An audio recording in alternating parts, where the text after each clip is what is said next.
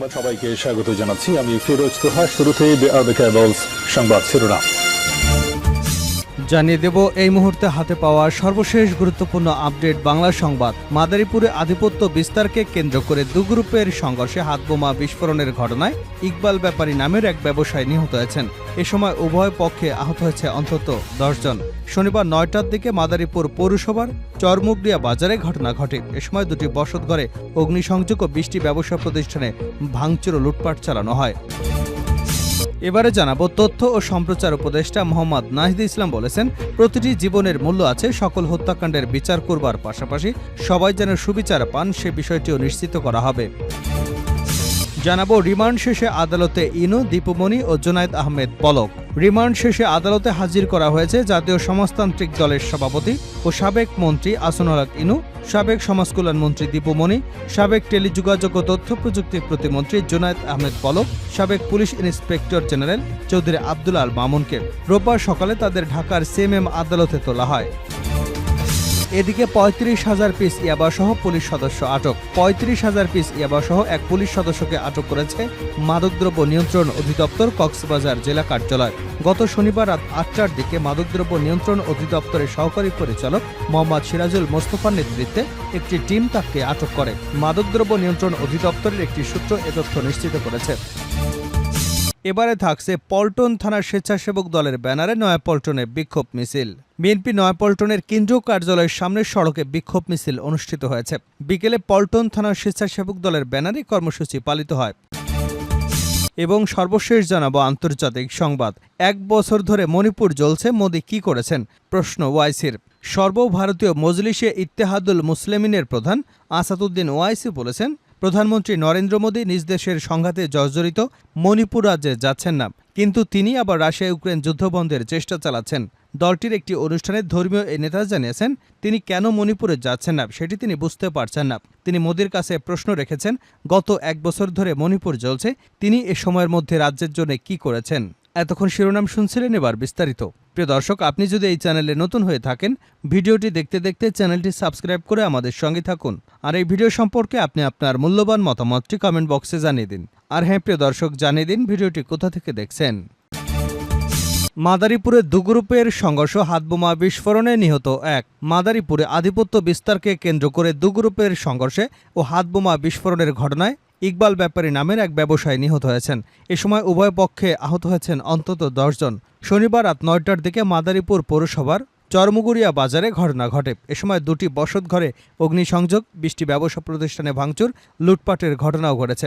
নিহত ইকবাল ব্যাপারী চরমুগরিয়া এলাকায় সোলেমান ব্যাপারী ছিলেন। তিনি চরমুগরিয়া বাজারে কসমেটিকের ব্যবসায়ী ছিলেন। স্থানীয়রা জানান, শুক্রবার বিকেলে চরমুগরিয়া এলাকায় ইকবাল ব্যাপারী মোটরসাইকেলের সঙ্গে ধাক্কা লেগে সড়কের পাশে দাঁড়িয়ে থাকা জিহাদ হাওলাদারের। শুক্রবার বিকেলে উপজেলার চরমুগরিয়া এলাকার ইকবাল ব্যাপারীর মোটরসাইকেলের সঙ্গে ধাক্কা লাগে সড়কের পাশে দাঁড়িয়ে থাকা জিহাদ হাওলাদার 16 নামের এক কিশোরের। এ ঘটনার জের ধরে শনিবার সন্ধ্যায় কিশোর জাহিদ হাওলাদারের নেতৃত্বে চরমুগরিয়া বাজারে আধিপত্য দেখাতে হামলা চালায়। এ সময় ইকবালের সমর্থকরা হামলা প্রতিরোধ করতে গেলে উভয় পক্ষের মধ্যে দফায় দফায় ধাওয়া পাল্টা ধাওয়া, সংঘর্ষ এবং হাতবোমা বিস্ফোরণের ঘটনা ঘটে। বোমায় আঘাতে ইকবাল সহ গুরুতর আহত হন অন্তত 11 জন। পরে ইকবালকে উদ্ধার করে প্রথমে মাদারীপুর জেলা সদর হাসপাতালে ভর্তি করা হয়। অবস্থার অবনতি হলে উন্নত চিকিৎসার জন্য ইকবালকে ঢাকা মেডিকেল কলেজ হাসপাতালে নেওয়ার সময় মৃত্যুবরণ করেন। খবর পেয়ে পুলিশ এবং সেনাবাহিনীর সদস্যরা ঘটনাস্থলে গিয়ে পরিস্থিতি নিয়ন্ত্রণে আনেন। ঘটনাস্থলে অতিরিক্ত পুলিশ মোতায়েন করা হয়েছে। এ ঘটনায় অভিযুক্তদের বিচারের দাবি করেছেন নিহতের স্বজন এবং এলাকাবাসী। সকল হত্যাকাণ্ডের বিচার করা হবে, উপদেষ্টা নাহিদ। তথ্য ও সম্প্রচার উপদেষ্টা মোহাম্মদ নাহিদ ইসলাম বলেছেন, প্রতিটি জীবনের মূল্য আছে। সকল হত্যাকাণ্ডের বিচার করার পাশাপাশি সবাই যেন সুবিচার পায় সে বিষয়টিও নিশ্চিত করতে হবে। শনিবার নারায়ণখাইয়া স্বনির্ভর এলাকায় নিহত মামুন, জুলান চাকমা এবং রুবেল ত্রিপুরার পরিবারের সদস্যদের সাথে খাগড়াছড়ি সার্কিট হাউসে সাক্ষাৎকালে উপদেষ্টা এসব কথা বলেন। সাক্ষাৎকালে নিহতের পরিবারের সদস্যরা হত্যাকাণ্ডের বিচার চাওয়ার পাশাপাশি উপদেষ্টার মাধ্যমে সরকারের কাছে প্রার্থনা সহায়তা করেন। উপদেষ্টা নাহিদ ইসলাম বলেন, অবশ্যই প্রতিটি হত্যাকাণ্ডের বিচার হবে। এ ঘটনার সাথে যারা জড়িত তাদের প্রত্যেককে বিচারের আওতায় আনা হবে। আইন হাতে তুলে নেওয়ার অধিকার কারো নেই। নিহতের পরিবারের জন্য আর্থিক সহায়তা প্রদানের পাশাপাশি যে কোনো প্রয়োজনে পাশে থাকার প্রতিশ্রুতি দেন উপদেষ্টা। পাহাড়িদের আতঙ্কিত হওয়ার কিছু নেই উল্লেখ করে এ ঘটনা যেন আর অন্য খাতে প্রবাহিত না হয় এবং এ ঘটনা নিয়ে পাহাড়ি ও বাঙালিদের মধ্যে যেন বিভেদ সৃষ্টি না হয় সে বিষয়ে তিনি নিহতের পরিবারকে অনুরোধ জানান। নাহিদ ইসলাম বলেন, বাংলাদেশে বিভিন্ন জনগোষ্ঠীর মানুষ বসবাস করেন, তাদের সবার অধিকার সমান। দুই জনগোষ্ঠীর বিভেদ নতুন করে উস্কে দেওয়ার পাঁয়তারা চলছে, এ বিষয়ে সবাইকে সতর্ক থাকতে হবে। সাক্ষাৎকালে খাগড়াছড়ি জেলা প্রশাসনের ঊর্ধ্বতন কর্মকর্তারাও উপস্থিত ছিলেন। রিমান্ড শেষে আদালতে ইনু, দীপুমণি ও পলক। রিমান্ড শেষে আদালতে হাজির করা হয়েছে জাতীয় সমাজতান্ত্রিক দলের সভাপতি ও সাবেক মন্ত্রী আহসানুল হক ইনু, সাবেক সমাজ কল্যাণমন্ত্রী দীপুমণি, সাবেক টেলিযোগাযোগ ও তথ্য প্রযুক্তি প্রতিমন্ত্রী জুনায়েদ আহমেদ পলক ও সাবেক police inspector general Chowdhury Abdul Al মামুনকে রোববার সকালে তাদের ঢাকার সিএমএম আদালতে তোলা হয়। আইডিয়াল কলেজের শিক্ষার্থী খালিদ হাসান সাইফুল্লাহ হত্যার অভিযোগে করা মামলায় সাবেক তথ্যমন্ত্রী ও জাতীয় সমাজতান্ত্রিক দলের সভাপতি আহসানুল হক ইনু তৃতীয় দফা রিমান্ডে ছিলেন। আইডিয়াল কলেজের শিক্ষার্থী খালিদ সাইফুল্লাহকে হত্যার অভিযোগে লালবাগ থানার মামলায় তাকে গ্রেপ্তার দেখানো সহ 7 দিনের রিমান্ড চেয়ে আবেদন করেন মামলার তদন্ত কর্মকর্তা ও পরিদর্শক এসআই আকাশ মিয়া। 25শে অগস্ট বিকেলে উত্তরার একটি বাসা থেকে ইনুকে গ্রেপ্তার করে ডিবি পুলিশের একটি টিম।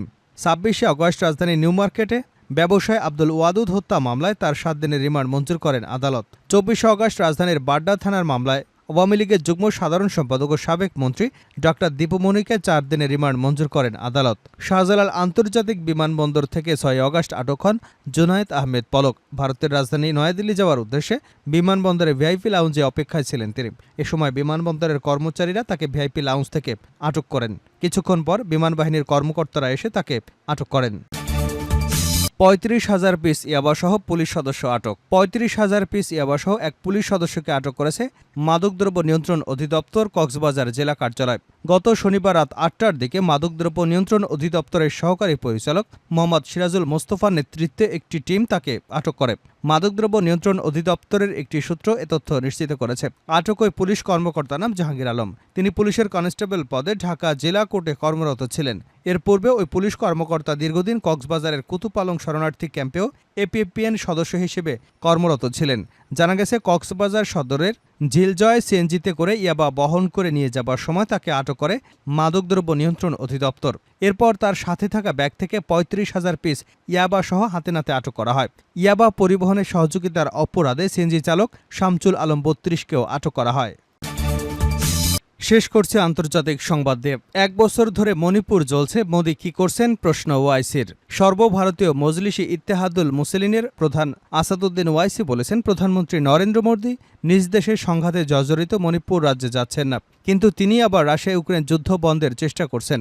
দলটির একটি অনুষ্ঠানে ধর্মীয় এই নেতা জানিয়েছেন, মোদি কেন মণিপুরে যাচ্ছেন না সেটি তিনি বুঝতে পারছেন না। তিনি মোদির কাছে প্রশ্ন রেখে বলেন, গত 1 বছর ধরে মণিপুর চলছে, তিনি এ সময়ের মধ্যে রাজ্যের জন্য কি করেছেন? ওয়াইসি বলেছেন, আমাদের মোদিজি তিনি কি করেছেন? মণিপুরে প্রায় 1 বছর ধরে জ্বলছে। তিনি জাতীয় নিরাপত্তা পরিদর্শককে পুতিনের কাছে, জেলেন্সির কাছে চিঠি দিয়েছেন ইউক্রেন যুদ্ধ বন্ধের জন্য, কিন্তু ঘরেই তো আগুন জ্বলছে, এটি বন্ধ করুন। ঘরে আগুন লেগেছে, কিন্তু এ নিয়ে কোনো চিন্তা নেই তার। মোদি রাশিয়া ইউক্রেন যুদ্ধ বন্ধের চেষ্টা করলেও তার নিজ দেশের মণিপুর রাজ্যে যাচ্ছেন না। সেখানে গত 1 বছর ধরে মেইতে এবং কুকি জাতি গোষ্ঠীর মধ্যে সংঘাত চলছে। এই সংঘাতে এখন পর্যন্ত প্রায় 300 মানুষ প্রাণ হারিয়েছেন। এত মানুষের মৃত্যুর পরও মোদি কেন সেখানে যাননি, এই প্রশ্ন তুলেছেন আসাদুদ্দিন ওয়াইসি। কয়েকদিন আগে রাশিয়া ইউক্রেনের প্রেসিডেন্টের সঙ্গে কথা বলেন ভারতীয় প্রধানমন্ত্রী। এ সময় তিনি দুজনকে যুদ্ধবন্ধের আহ্বান জানান।